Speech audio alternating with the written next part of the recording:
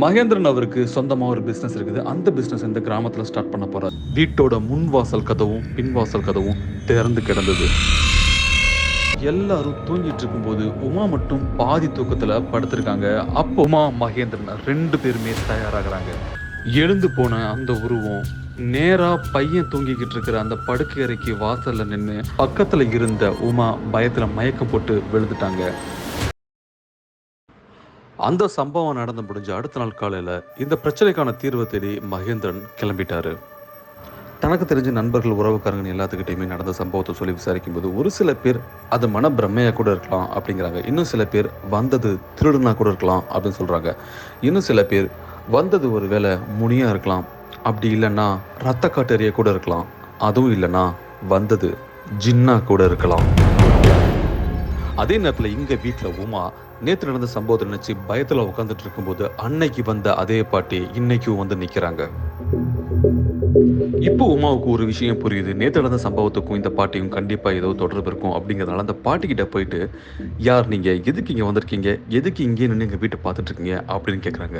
அதுக்கு அந்த பாட்டி, இந்த வீட்டில் நீ இருக்காத, இந்த வீட்டை வேற யாருக்காவது வித்துட்டு குடும்பத்தோட இங்கிருந்து கிளம்பிடு அப்படிங்கிற மாதிரி மிரட்டுற துணியில பேசுறாங்க. அதுக்கு உமா, நாங்க எதுக்காக இந்த வீட்டை விட்டு போகணும், இந்த வீட்டில் இருக்கிற மர்மத்துக்கும் நீங்க பேசுறதை வச்சு பார்க்கும்போது உங்களுக்கு எல்லாமே தெரியும்னு தோணுது, சொல்லுங்க இந்த வீட்டில் என்னதான் நடக்குது அப்படின்னு உமா கேட்டதும் அந்த பாட்டி சரியா 15 வருஷத்துக்கு முன்னாடி நடந்த ஒரு சம்பவத்தை சொல்றாங்க. இந்த வேம்புலியூர் கிராமத்துல வாழ்ந்துகிட்டு இருக்கிற ஒரு மிகப்பெரிய ஜமீன். அந்த ஜமீனுக்கு குடும்பமும் ரொம்ப பெருசு. 4 பசங்க 4 பொண்ணுங்க. இந்த குடும்பத்து மேல சுத்தமா அக்கறை இல்லாத அந்த ஜமீனுக்கு தன்னோட கடைசி பொண்ணான ஜமுனா தேவி மேல மட்டும்தான் உயிரே வச்சிருக்காரு. அதே நேரத்துல இந்த ஜமீனுக்கு பக்கத்து ஊர்ல சந்திரலேகா அப்படிங்கிற ஒரு பெண்ணோட தவறான உறவும் இருந்துச்சு. அந்த உறவு யாருக்கும் தெரியாம ரொம்ப ரகசியமாகவும் வச்சிருந்தாரு. அந்த பொண்ணுக்கு தேவையான எல்லாத்தையுமே செஞ்சுட்டு இருந்தாரு. ஒரு நாள் அந்த பொண்ணு தனக்குன்னு ஒரு சொந்தமா வீடு வேணும்னு ஆசைப்பட்டப்போ தன்னோட ஊரான வேம்புலியூர்லயே ஒரு வீட்டை தேடணும்னு முடிவு பண்றாரு ஜமீன். ஆனா சந்திரலேகாவுக்காக பாக்குற அந்த வீடு கண்டிப்பா ஊருக்குள்ள இருக்கக்கூடாது. அப்படி இருந்தா ஜமீன்தார் வந்துட்டு போறது எல்லாருக்கும் தெரிஞ்சிடும். அதனால ஊருக்கு வெளியில ரகசியமா ஒரு வீட்டை பாக்குறாரு.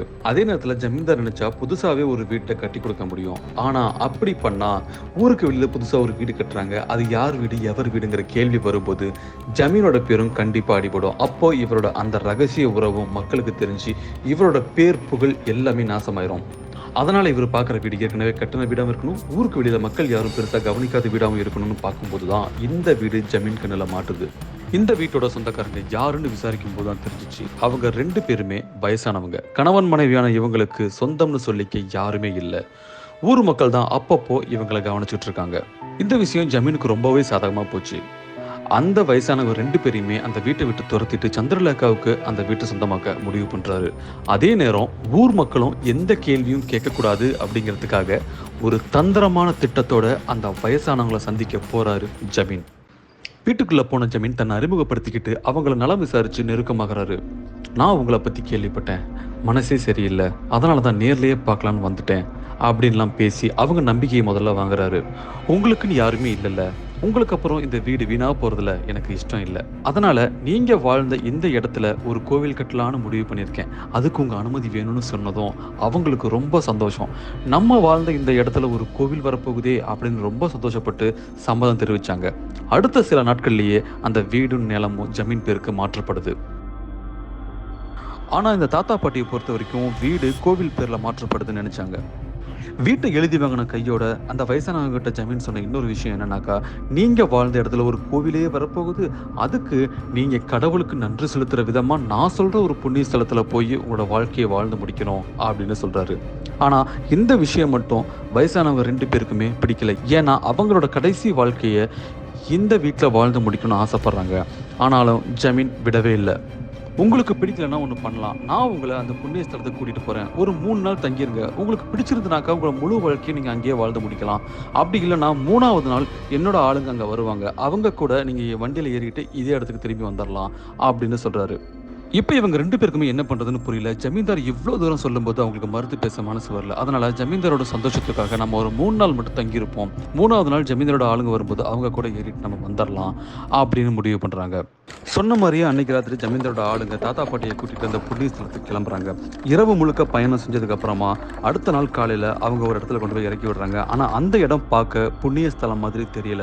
இதை பார்த்துட்டு அந்த பாட்டி ஜமீன்தாரோட ஆளுங்க கிட்ட கேட்கும்போது அவங்க என்ன சொல்றாங்கன்னா, இது ஜமீன்தார் வம்சாவளியா வந்து போற புனித ஸ்தலம், இந்த இடத்துல தான் நீங்க தங்கணும்னு ஜமீன்தார் ஆசைப்பட்டாருன்னு சொன்னதும் வேற வழி இல்லாம சம்மதிக்கிறாங்க. தாத்தாவையும் பாட்டியும் அங்கேயே விட்டுட்டு அவங்களுக்கு 3 நாளைக்கு தேவையான சாப்பாடு எல்லாம் அவங்க கொடுத்துட்டு ஜமீன்தாரோட ஆளுங்க அங்கிருந்து கிளம்பிட்டாங்க.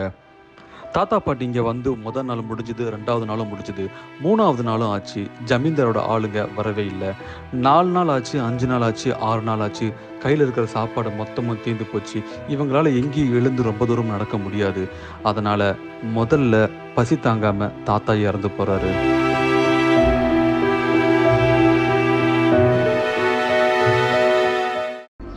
ஜமீன்தாரோட திட்டமும் இதுதான். இவங்க 2 பேரையும் அந்த வீட்டிலே வச்சு கொண்டு அந்த வீட்டை அபகரிச்சிருந்தா ஊர் ஜனங்க கிட்ட ஜமீன்தார் மாட்டியிருப்பாரு. ஆனா இப்போ ஊர் ஜனங்களை பொறுத்த வரைக்கும் இந்த 2 வயசானவங்களும் அவங்க வீட்டை கோவிலுக்காக எழுதி வச்சுட்டு புண்ணிய ஸ்தலத்துக்கு போயிட்டாங்க, இனிமே வரமாட்டாங்க அப்படின்னு தான் நினைப்பாங்க. அதே நேரத்தில் அந்த வயசானவங்களாலையும் அந்த கோட்டைக்குள்ள இருந்து ரொம்ப தூரம் வெளியே நடந்து வர முடியாது, அங்கேயே இறந்து போயிடுவாங்க அப்படின்னு முடிவு பண்றாரு. இப்போ சந்திரலேகாவை அந்த வீட்டில் கொண்டு வந்து குடி வச்சா ஊர் மக்கள் கிட்ட இருந்து ஒரு கேள்வி வரும். என்னன்னா, கோவில் கட்டுறேன்னு சொன்னீங்களே என்னாச்சு அப்படின்னு. அதனால ஜமீன் ஒரு போலிச்சாமியாரை கூட்டிட்டு வந்து இந்த இடம் கோவில் கட்டுறதுக்கு உகந்த இடம் இல்லை அப்படின்னு நாடகமாடி மக்களை நம்ப வச்சுட்டாரு. அதுக்கப்புறம் அந்த விஷயத்தை யாரும் பெருசா கண்டுக்கல. பல நாட்களுக்கு அப்புறம் ஜமீன்தார் அந்த வீட்டை யாருக்கோ விற்கிற மாதிரி சந்திரலேகா பேர்லயே எழுதி வச்சாரு. அதுக்கப்புறமா ஜனங்க பெருசா கவனிக்கல, அவங்க இயல்பு வாழ்க்கைக்கு திரும்பிட்டாங்க. ஆனா ஜமீன் பண்ண துரோகத்தோட மிகப்பெரிய விளைவு இனிமே தான் ஆரம்பிக்க போகுது. என்ன அப்படின்னா, இந்த தாத்தா பாட்டி 2 பேரும் இப்ப சாதாரணமான வாழ்க்கையை வாழ்ந்துட்டு இருந்தாலும் சின்ன வயசுல மந்திர தந்திர பில்லி சூனியங்களை மிகப்பெரிய அளவுல பண்ணிட்டு இருந்தவங்க தான் இவங்க.